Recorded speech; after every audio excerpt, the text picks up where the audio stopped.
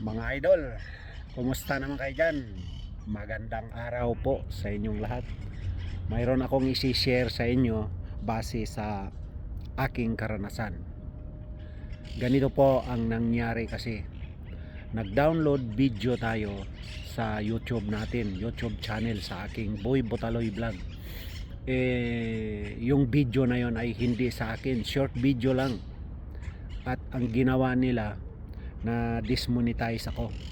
Kaya sayang lahat ang mga pinagpaguran ko. Sa halip na magiging pira na, nagiging bato pa. Kaya bilang aral din to sa akin. Kahit po mag-download kayo ng video na may music, sayang din po kasi makapiright kayo. Kailangan po nating gumawa kasi ng video na malinis atin at yung video talagang original nga sa atin.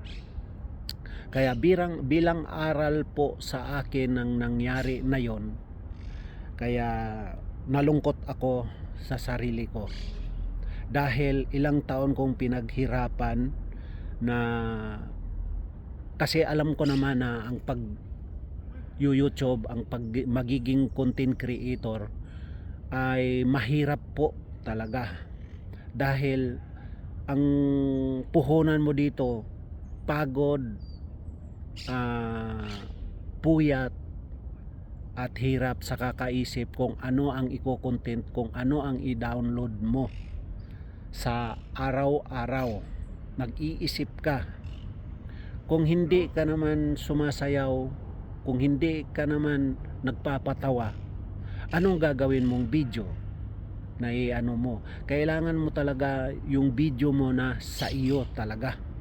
Kaya payo ko po sa inyo, habang maaga pa, kagaya kong maliit na konting creator, maliit pang YouTuber, kailangan po natin talaga ang original na video na sa atin talaga.